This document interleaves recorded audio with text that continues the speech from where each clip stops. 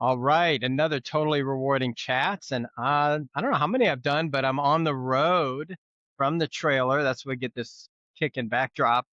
Paul is that a new backdrop, Paul?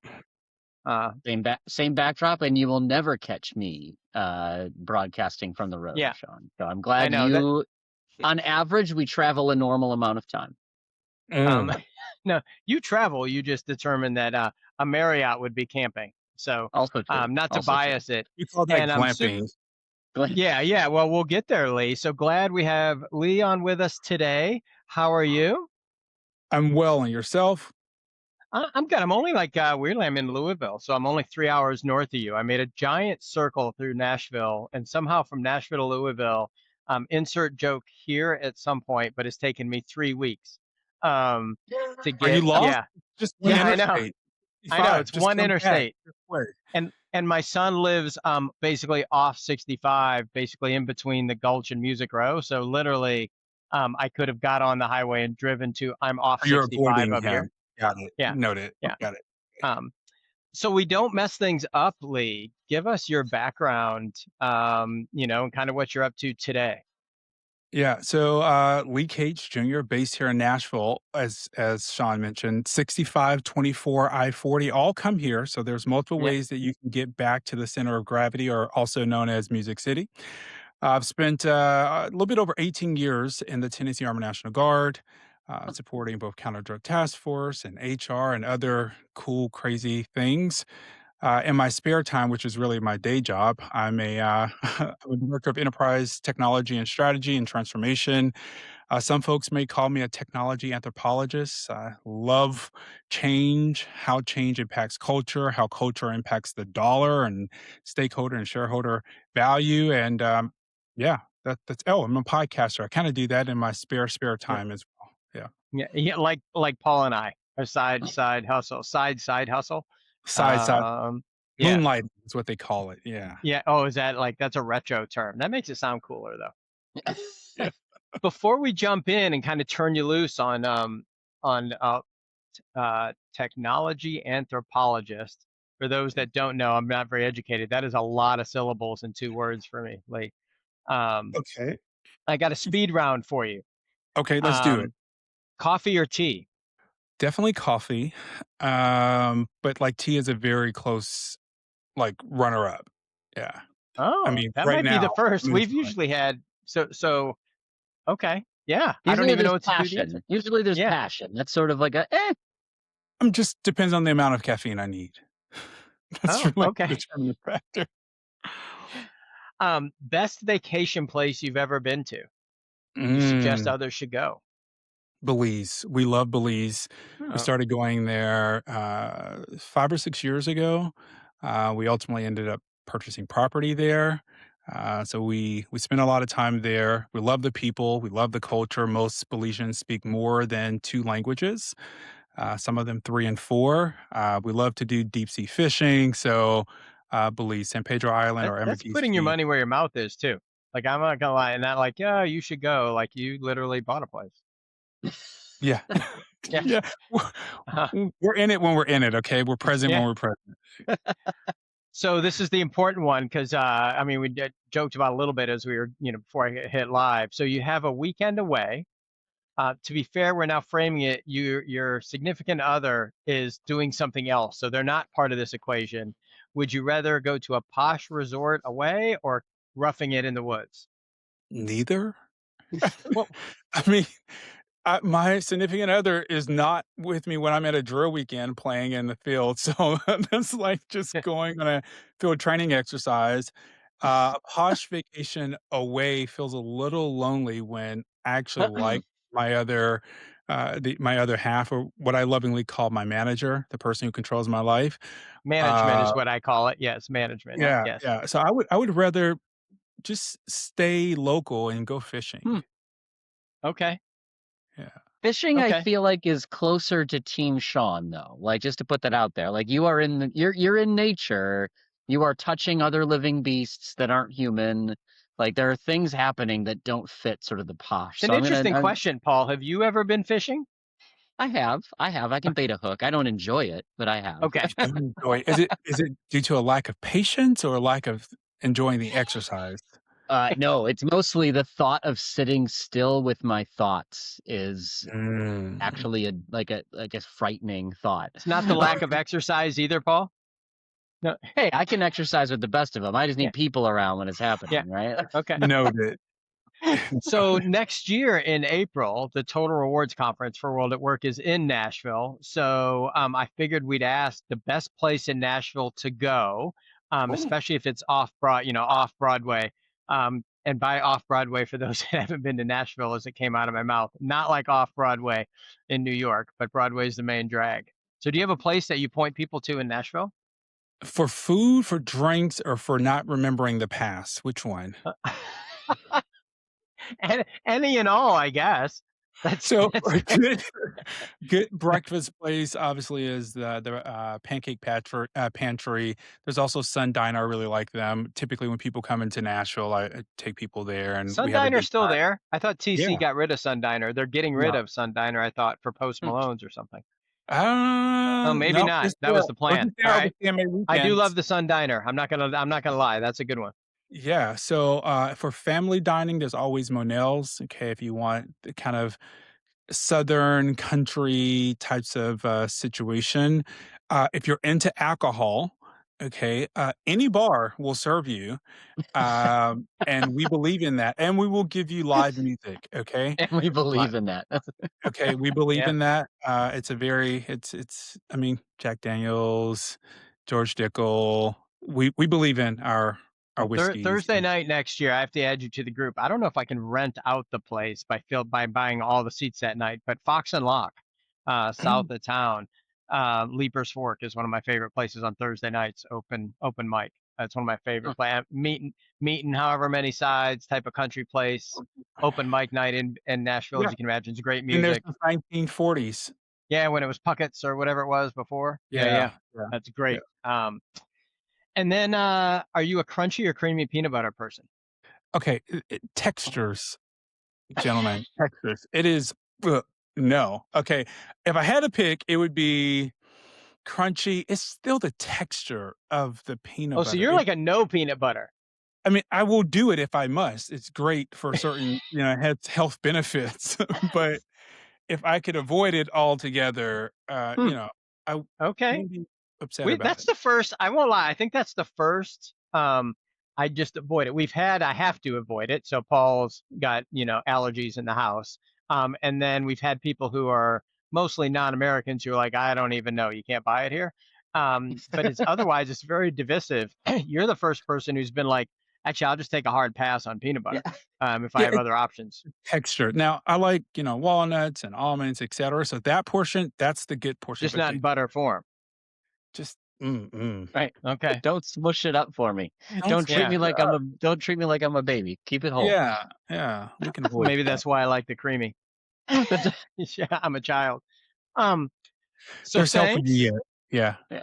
Um, so when you look at your background and you see all the things you've spoken about, I actually thought it'd be cool to just open up with um, what are the kind of best practices you're seeing for departments now? You do a lot of transformation work, and so I'd Yeah. assume the goal is you're trying to transform companies into being a best practice or leading edge type of company. What are some of the best practices you're seeing companies want to put in place right now? So a couple of things. One, I have done a lot of implementations, transformations, optimizations, modernizations, whatever zation you want to put out there. I don't, however, though, subscribe to there being always a best practice. I do think that there is a leading practice for a particular vertical and those sorts of things, but the best practice assumes typically that your organization has the same competency and dollars and capacity as the other organization. And it isn't always the case. So, a hospital in New York may have very different needs from a business process perspective than a hospital in Austin, Texas, right? Where the geography is much broader. You may have more locations, where in New York it's more congested. So, as a result of that, you need to do things a little bit differently, as well as thinking about like commuting and so forth and so on. That said, things that organizations I think need to be doing or are doing, what I'm seeing, one is investing very heavily in the competency of their people. Technology alone is not transformation. I literally wrote a book that said it's titled that. Okay. Hmm. So having a more expensive car will not get you there in many cases much faster. I like to use the analogy of a BMW and an IKEA. Nothing against either one. We love them both, but they both have four wheels. They both have a steering wheel. They both have, seats, right? But the quality of that drive is significantly different.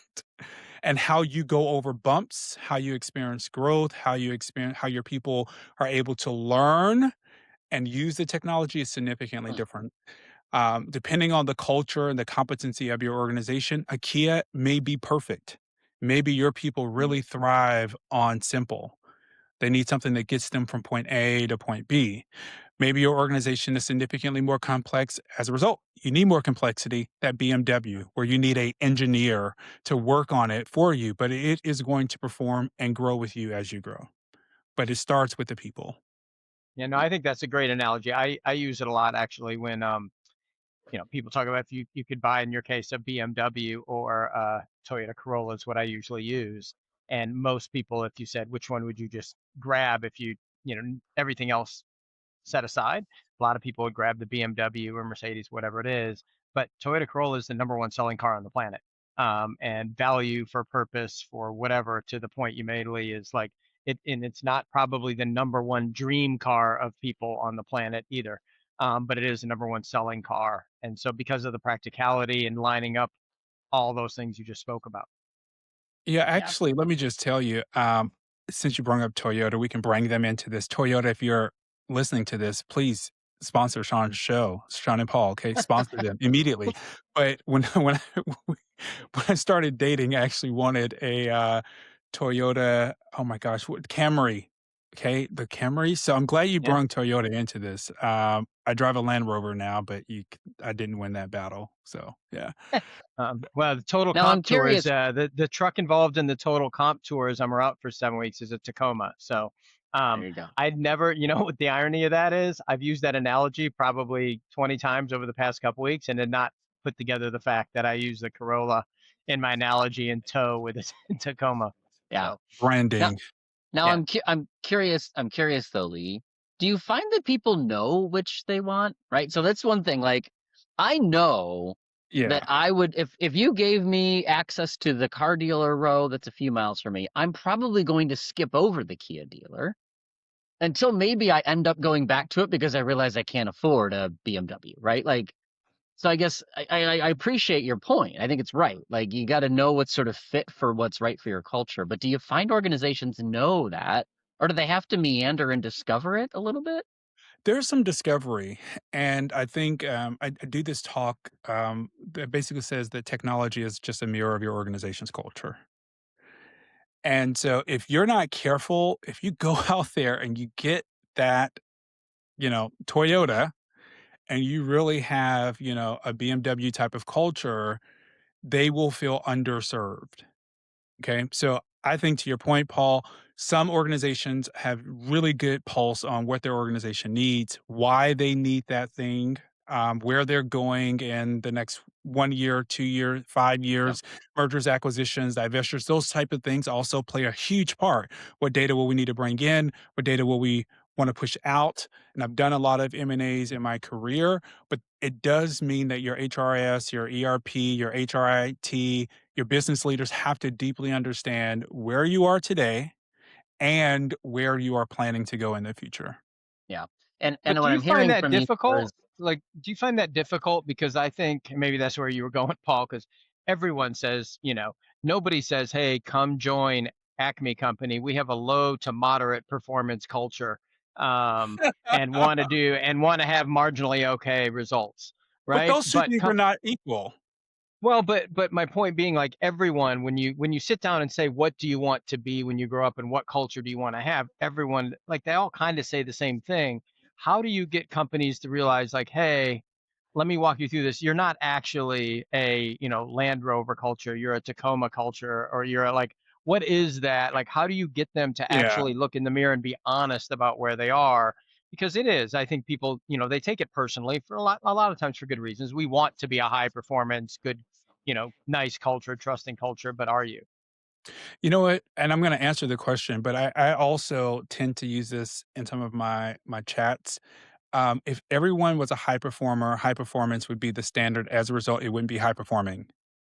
So even in our organizations and in the diversity of companies, we need organizations who just do the thing. Just do the thing. They're not trying to be anything else other than the thing that they already are, and they do that thing really, really, like really, really well. In my experience, I've had very few organizations that didn't have especially when we got into a, non-recorded conversation and the shades were down, leaders tend to know like what type of organization they have and good leaders tend to understand should they be playing someplace else or is the place that they're playing exactly where they should. They're filling a void for something very specific. I remember do you remember since we're on cars, do you remember when, that one company tried to do business with Mercedes? I won't say who they were. That didn't work out very well. That Chrysler, Mercedes Yeah, situation wasn't the best yeah, situation, right? And I personally think it's because they wanted to be so many different things that it confused the market, but it also began to confuse themselves. And then you would look and you would buy, what was it, that car? I had a friend who purchased a Infinity car and it had a Mercedes engine inside of it. oh, I was going to Okay. go with Yugo, but that was more my speed. um Well, that's one. I mean, so that's I one. think, organizations who are mature in their leadership and understanding, even if they're not mature in size, what we would typically Mhm. think of size, those leaders tend to know like this is not what's for us. If Paylocity is your jam, go for it. If Bamboo HR is your jam, go for it. If it's Rippling, if it's Workday, if it's UKG, if it's whatever it is, do the thing. And I don't know that, you know, do the thing that fits what your organization actually needs, not just the thing that has, the shiny, Yeah, wheels and fancy, dashboards. If you can't use them, Yeah. what good are they? do you see Well, and companies getting hung up on that? Because like the point that I Yes. caught from you is, the whole ranking system is always interesting, right? We want everyone in the top right nine box. That's everyone we want. And I'm like, as a manager, God help me if every one of my people are a top right nine box. Like that's a miserable existence for me And you get and nothing done. probably for them. You get nothing Um, done. yeah. So, but that's what they all want, right? Or so they say they want, right? We want those people. Have you seen companies kind of go back through and by job family or by department say, like, actually, the difference between a high performer and a moderate performer in this one, I actually would prefer a moderate performer that stays a while than, a high performer that, is in, then out, then in, then out. Yeah, I mean, I'll give you a really great analogy here. Um, a sergeant in the Army is very different than a sergeant in the Air Force, which is very different than a sergeant in the Marine Corps. We're all under the Department of War now, used to be formerly Department of Defense. But that E5 or that E6 tasks and responsibilities and scope is very different by that department of, right? Department of the Army, Department of the Marine Corps, Department of whatever, right? Department of the Air Force. So it's very, very different, even though the rank is the same. I see the Right. same Yeah. things happening in civilian organizations as well, where if you have healthcare workers, let's say RNs, LPNs, those folks, those nurses, what is a high performing nurse, especially at the LPN going to RN or the RN going to NP? It's very different than what I need from a high performing HRS resource. And how we rank and structure those people, especially in like healthcare, is also very different. Yeah.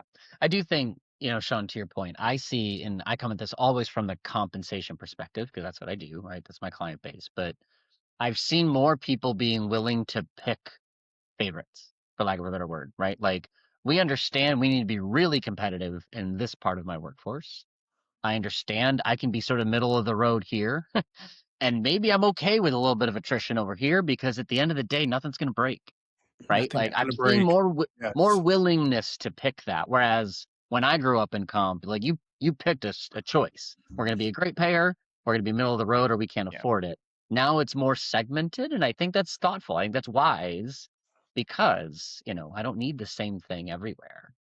Yeah. Um, right? But I think the wisdom to know how to pick that, or that's why I Mhm. led with the question, like, do people really know who they are? Um, I just find and I'm curious your perspectively, like, everybody's rethinking that now, and they probably should be, right? Like, look, Yeah. I chose a particular HCM system 3 times in my operating career, same one. It has a smile-ish in the logo.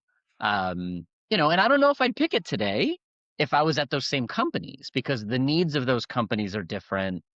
But there's a little bit of like, would I have known that if I was still in house? Would I look myself in the mirror and go, you know what? I don't need that innovation mindset anymore. I just need something that keeps track of people.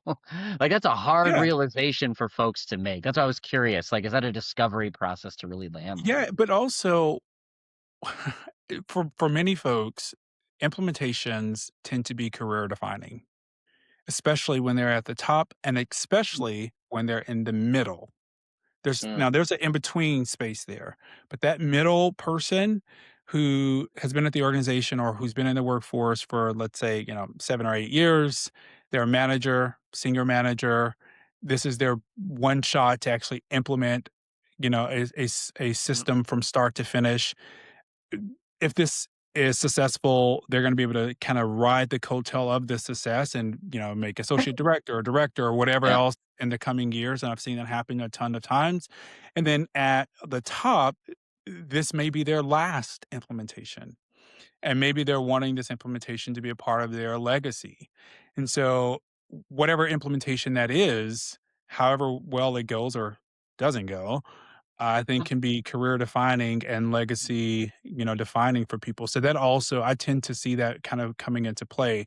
One of the things that I do, especially in my portion of work, is not just implementing the system or leading people down that journey, but I like to find out very quickly what is their chief motivator and what is it that you want from this implementation.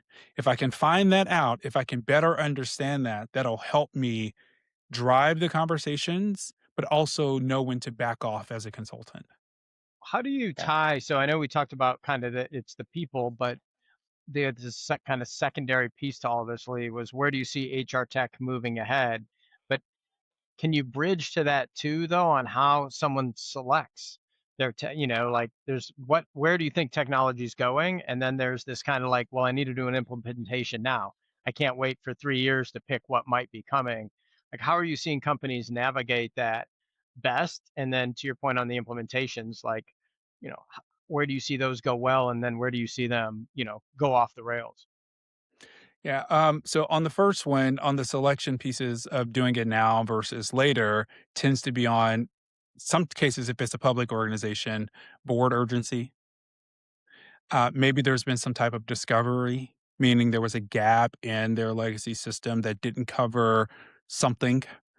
It also could be loss of trust in the legacy Mm, system or loss of trust in resources at that legacy systems company. Most people don't realize that Mm. the consultants that are interfacing, representing the brand of that ERP or technology, that's who the customer sees. If their experience with those folks is bad, or if those consultants don't have, the knowledge, skills, and abilities to deliver great consulting acumen with, technical competency, people believe that the system can't do a thing that maybe it always could. So now they're leaving the system or they're leaving the consultant or that organization because of that experience. Around the urgency, though, most of the times where I'm seeing that come in, especially over the last 2 or 3 years, is there being something around the corner that leadership knows, mm, or that leadership has a desire, to achieve, and that transparency in the system or needing to start fresh. Um, some years ago, and I can say this now that that company is no longer here. Merger acquisition, but I worked for an organization, a friend of mine. We flew back and forth to, Portland, Oregon for over a year supporting a company who was purchased by a company in Houston, Texas. when the acquisition was announced, everyone at the losing organization and the HRS team quit. They all quit, like within days of each other. Okay. Um, the gaining organization needed folks who could support and sustain the system, even in the absence of those people. What we later learned of why they didn't even keep the system was because there were so many configuration changes that they lost all trust in it. We also then discovered that some people had given themselves um, compensation increases Ooh. because not only were they in control of the HRIS system, but they also were able to bypass business processes that would have gone to payroll. So now you're trying to distance yourself completely from that system, what you have now discovered in the system. Like it's just a solid breakup. So hopefully that answered. There was Eesh. another part to that question that you asked. I'm having temporary amnesia, so judge me, Sean, please. I would never judge you. Paul, I probably would. Um, yeah, as we go. Um, what, how much, like, so there's so much tech out there now, and they're coming at you. So it was interesting to me, Lee, that you said both from a, lack of churn or people staying with tech to evaluating tech. How much is the personality, or the person they're working with or the child? Like, is that still, Oh, and God, Paul, yeah. obviously you can weigh in a lot more. I have not a lot of say in this, because I'm at a vendor. So obviously I always think, we're cool wherever I go. Um, but like, it, you know, what is the gap? Like, how much tech do you think? And I know you can't put a percentage on it, but how much gap can you cover by having a very good sales team or, account management team versus the software? I Mm. mean, listen, salespeople sell. Okay. I've met some extraordinary sales folks who I thought, like, I think they just sold me stuff I came here with, you know? And so salespeople sell. The technology still has to perform. And in today's age where you have all the chats and the Claudes and the this and then that, people can get a better understanding quickly of if the technology can perform. So it doesn't matter how great to me your salesperson is, if the technology cannot meet the expectations of our business, of our culture, of our business requirements, then it is a no-go, no matter how wonderful and lovely the salesperson is. We can stay friends on LinkedIn. I just don't need to buy this product from you. But how much of a gap? So we're in a so I'll take Yeah. compensation data as a pretty good space of where we will talk about why our data is better than someone else's data. And if you heard two people talk about it, you would think there's days of daylight, between the Yeah. two. And realistically, there's not. And I say that, and would I argue our data is better than some? Sure.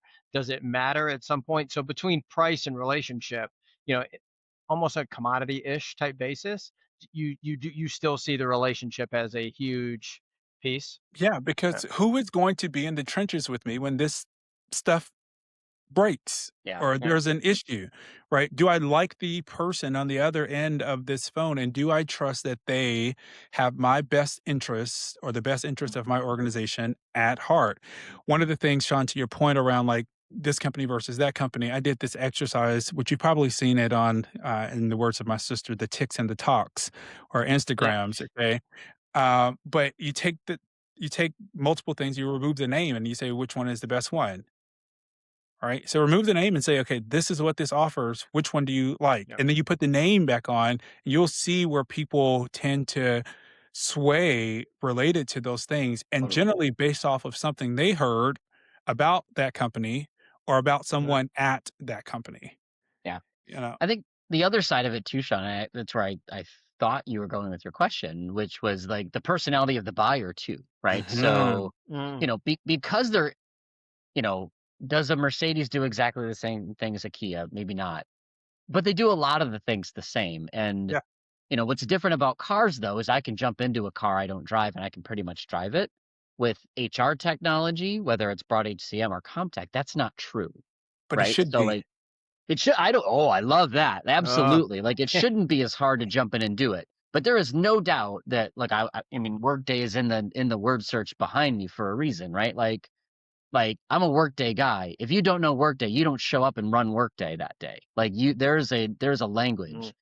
No offense to the comp tech vendors, but if you don't know how to price a job in their system, you aren't Mhm. doing that today because it's not as easy as it should be. Should it be easier? Absolutely. But I think the personality of the buyer comes into play here too, because because they're not light and day different, to your point, Sean, your ability to know how to make it work matters quite a bit, right? How do I get the most out of Yes. largely undifferentiated technology is real. So the buyer's personality and experience matter a lot too. Yeah. I mean, Paul, let me ask you this question. I feel like are you Chicago-ish How did area? you know? How'd you Okay. know? All right. So you all have a grocery store there. Do you have Kroger there or Walmart? We have Of course. Walmart and But where we have isn't a where isn't Walmart? yeah, Um, We don't have Kroger's, but we have a subsidiary of Kroger's Is here. it like Yeah. which subsidiary? Is Mariano's, I believe, is the Okay. subsidiary of Kroger. So Yeah. let me ask you this question. Did you go to the Walmart self-checkout training? Nope. Okay. I You should didn't. have. Okay. They didn't have it.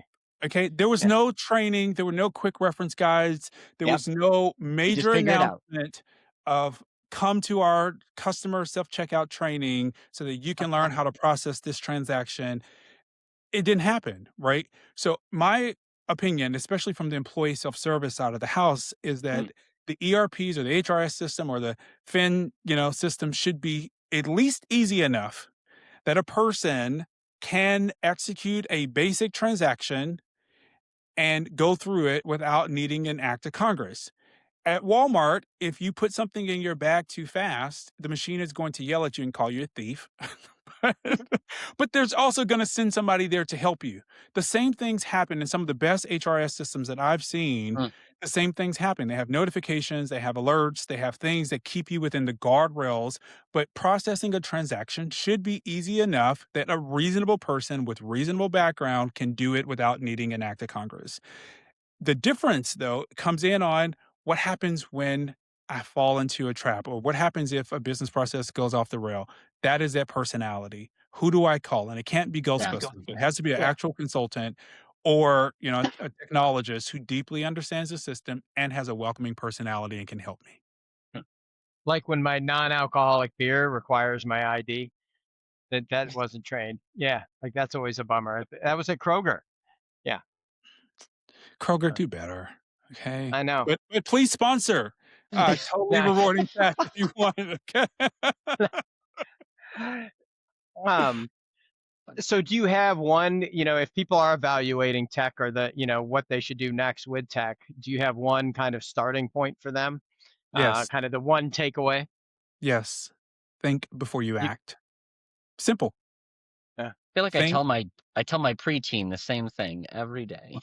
think before yeah, you act, because the decision that you make when you swipe that pen is one that the organization has to live with, regardless if it's ERPs, if it's collaborative work management solutions like Monday.com or Smartsheet, regardless if it's a ITAM or ITSM, asset management, service management solution. Someone else who's not in that room has to live with your decision for months or years on end. So make yeah, sure that you have thought before you acted. All the time, people want you asked me, oh, it came back to me. You asked me this question like a determining factor of success or failure earlier. Now it came back. The number one thing I tend to see people want to take off of the SOW is change management. Okay. They're like, oh, our people, they got it. Do they? You take it yeah, off of the list and you don't have good change management, you don't have good transformation pieces, you don't have a really good communication strategy. If you take it off the list, you're going to spend the next 9 months paying for that after you go mhm, live, where you're still trying to get people to get on the bandwagon of a decision that you've made. yeah. Yeah, Yeah. it's interesting. Several of the sessions have been around how you evaluate things in today's technology, and I quote, which I've quote a couple different places, because I don't use those long words. I'm going to quote Cheshire Cat. If you don't know where you're going, all roads will lead you there, Lee. And it's kind of to your point. I Like tell I people You're right. the right solution is the right solution, and by that Yeah. meaning, like sometimes the right solution isn't the cool, the fun, the fancy, but the right adjective is the right solution. Because I think now in today's, especially with the AI stuff, they're like, look at all this stuff it has. And to Mhm. your point, it's kind of like, yeah, but does it do any of the stuff you need it to do? It does a lot of cool stuff, sure, but does it do Yep. the cool stuff you need it to do to be successful? So I think that's great advice, actually. Mm. You know, and I had not put it that way. I will probably steal that Feel from or free. plagiarize or whatever, borrow. Do do Borrow. Um, do you have permission, so you don't have to steal anything. All we wanna do, like you said, all roads will get you there, and immediately I thought, like, I-65, we can get you back to Nashville too, okay, if you in need 3 hours. You mean to tell me to go from Nashville to Louisville doesn't involve like Dallas, Tulsa, Omaha, Chicago, Milwaukee, Detroit? Not at all, not Okay, but got, you oh, are out there with, Mammoth Cave, is that out there? Yeah. caves are up here. Yeah, I've been. So we lived here. One of the reasons it worked this way, I won't lie, Lee, is I worked for Mercer here for a couple Oh. years. My wife calls it the stint in Louisville. I'll leave it at that. She was not going to visit me while I was here. She did not have a good time. Um, but Epic. a lot of coworkers and stuff. So I wanted to spend one of the weekends here. So it just kind of worked Very out. But cool. mathematically, it does look funny on the calendar when you know that like they're right next to each other. Realistically, Yeah, um, it would probably would have been one of the shorter trips between cities as well, and I'm just avoided it. yeah. Um, but no, I think that's great advice. Like the part that I would steal, just to kind of come back to that, would be the fact that someone else, take it seriously. Someone else is living with this. It is very hard to start those Yeah. projects, and that is a really good kind of gut check. Would you be okay handing this over and feel confident in your decision for all the right reasons?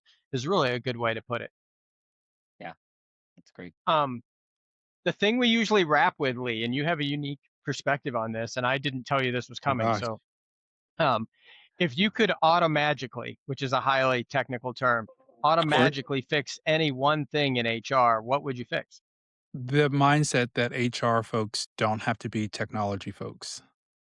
That Uh, those days are long gone. Long gone. Um, I have been pushing, I'll call it my agenda. Okay. Okay, my agenda. I've been pushing my agenda to help educate HR, traditional HR folks more and more around HR technology and technology, period. The number of phenomenal practitioners that I meet who are great at what they do, but can I say this word? Maybe. They suck at technology. Can I? Okay, I don't know if I can you say have that. not listened, Lee. I'm just going to pause there.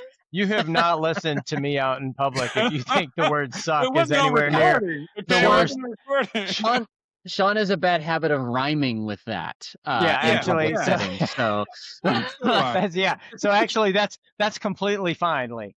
Cool. Yeah. I mean, I like all words. Okay, they're created equally.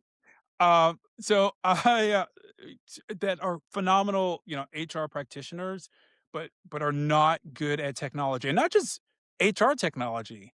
I'm like, hey, Mm, let's put this deck together. Well, I really don't know where to go. I don't know how to get into Slide Master. Okay, let's work on that. uh, I don't really understand SharePoint. Well, let's work on that. I do a ton of what I would call Lee offline uh, time, where I'm just chatting with people, or just show your screen. Well, I'm a little nervous. Show your freaking screen. Let's look Yeah. at this together. Like, I'm not judging you, and if I am, I'm not gonna say it out loud and keep it inside like we do. We do that in the South, okay? We don't say it out Yeah. loud. We just keep it on the bless your hearts. insides. Yeah. We bless your hearts. But the Yeah. end goal is that you are Yeah. better and that you can go back to work tomorrow or the next day or whatever, and you feel more equipped, more empowered to do the things and have these conversations. But the myth that you don't have to be a technologist or you don't have to really understand it because you're in HR, no, understand it. Get all in their business. Okay? I Mm, think the interesting thing part of that is the opposite but similar too, and I say that from the standpoint of comp people in particular, their value to the organization in the past was like, what a badass I was at Excel. And Paul has talked about it. He like Yeah. Yeah. matriculated through his career based on, being the Excel master. And I Yep. think kind of why I say it's opposite is I think you're going to have to be a technologist, but that's not what your value is going to be. It's going to become table stakes as opposed to value differentiation over a period of time. So I'm all with you, like get in and share and like, kind of almost those kindergarten vibes. Let's just learn together and figure stuff out. thing because that is table stakes now. Yeah. Yeah, I mean, if I'll say this, and I don't know when this is gonna air, but if that's you, okay, you don't have to put up a Batman signal, you don't have to send up, like, a smoke signal, but you can DM me, okay? You can ping me, you can slide into the DMs and say, "Lee, that's me. Um, can we do a little coffee chat?" And, I mean, look, Sean, I did 45, 50 coffee chats last year Yeah. of, like I used to have a link on my LinkedIn that says, like, "Let's do a virtual coffee." I took Mm. it off for now because the next 45 days are super busy in my real life, Uh, but learning, being exposed to new things is the only way that we grow, and I longer have are it. the Same thing. days. I do a couple a week. I actually, Lee, I'm with you. I think it's, and you know what's interesting is a lot of times, first of all, you dated yourself by saying slide into the DMs. There's only a certain age that'll say that now, bro. I mean, But I'm with you because a lot of times they'll get on to be like, I have questions for you. Show me something you said. But when they're like, we've been doing it this way, I saw this. You're like, oh crap, that's also cool. And yeah, so like, it's not the assumption that it's a one-way conversation. And Mm. I usually say, Lee, like usually humans, but I'd say companies too, are highly statistically predictable, but all amazingly individually unique. And yep. so, like, I learn something every time I'm on one of those calls, be like, oh my gosh, that situation is like, how do you deal with this, this, and this? And so I swear they call to ask me questions or set up a 15 or 30-minute thing. And pretty soon I'm like, this is the coolest thing ever. Like, I'm learning at the same time. So I say that because I'm with you. Like, reach out to people. You'd be surprised. I think in HR in particular, the HR practitioners undervalue their experience and knowledge more than almost any other department that's out there. They're like, oh, I don't know that much. You're like, bullshit. Have you seen HR? Like, Yeah, but they're the that's self-service people, right? yeah. That's and most people who are in those realms typically are not in it for because they want, for self-serving reasons, etcetera. Like, they wanna take care of people, they wanna make sure that people are treated fairly, they wanna give people the best opportunity, they wanna help grow and, blah, blah, blah, the organization, but from the inside out, like, so as a result of that, they tend to be extremely humble or extremely shy about reaching out to say, "I don't know this thing." And Mm. typically, the folks who are shy about reaching out is because in their roles, in their real life, they're expected to know or have all the answers. So saying that they don't have the Mm, answer means that they have to shed something. I last year I wrote a LinkedIn post on this. I stopped telling people that I'm an expert. Okay, in anything. Okay, I'm a practitioner, but I feel like if a doctor can go to school for 8 years and still be able to say they're practicing, so am I. It just so happens, it just so happens that I know a little bit more about this yeah, particular thing, but I'm no expert. I just have more yeah, experience trying stuff out yeah. and breaking it in public than other people do. That was a great anthropological Yeah. rationalization of the people's thing because I think I haven't put it that way, Lee. Because Well, there are I more have noticed I'm theoretical not from approaches. practice. You're right. I've never been I've consulted, which is maybe worse than being a practitioner because here do this and then leave, um, and been on the software side, but they really know so much, and I haven't Mm. heard it put that way to some of the rationalization of why they just won't admit like they know so much. Yeah. Um, but if the bar is knowing, and I would argue same thing with payroll. Like, you know, you're average at payroll if you get it right 100% of the time, like, which is mind Mm. blowing, right? Like, there's a reason I would never be in payroll. I can't do anything right part of the time, and so to get it right 100% of the time is ridiculous. Well, do they really? I mean, there's rounding rules, there's earnings deductions, taxes, And reciprocity, this there's is why they benefits. have an attitude problem, Lee. This is Yeah, I why they mean, feel bad about themselves. like, "But Um, do you really?" Like, "It's yeah, okay if you don't. You mispaid somebody. It's just us. We're just talking. We're among friends. Let's look at it together." That's how I approach it. yeah. This has been great. I will say Lee is great. Follow his podcast. There's tons of good Lee stuff is on great. there. That's I'm a I'm freaking reading. lie, Sean. I'm not Huh? great. I'm not Huh? great. I'm I not didn't say making you were an expert. I just said it was great to. I'll say it's great to listen to, but I didn't say you were an expert. Um, so take a listen. There's really good stuff on there. So I'm a convert, so I appreciate it. Easy to find online. And then for those of us that are going to World at Work next year, we have to figure out. I got to figure out how to get you at the conference next year because it's There we go. late April, right in Nashville. So we got to make that happen. And then when I'm down in town. But appreciate it so much. Yeah, it's great having a different perspective, and hearing it from not just from more the HR side. And I get how often do I get to say the word anthropological? Um, Not very. Oh gosh. Well, can You've I said it leave you 3 with a times quote? now. Yeah. You've said You it can 3 times. leave. I was gonna say that. I Yeah. know I'm getting better as I go. I couldn't say it the first 2 times, and then I felt like I had to say it 3 more times because I couldn't get Yeah. it. I'm practicing. Yeah. Leave us Oh with a my. quote, Lee. Leave us with a Uh, Yeah. quote. in the words of Ursula Burns, who was the CEO of Xerox, impatience is a virtue. You can Oh, act now. You can take control of your career now. You can learn more now. You can do more now. There's more at our fingertips than there has ever been before. It is up to us to path our own way and to do more with it. So be impatient about your knowledge journey. Be impatient about learning more around the technology around you. Be impatient about learning more about the society and environment around you. So yeah, Ursula Burns, impatience is a virtue.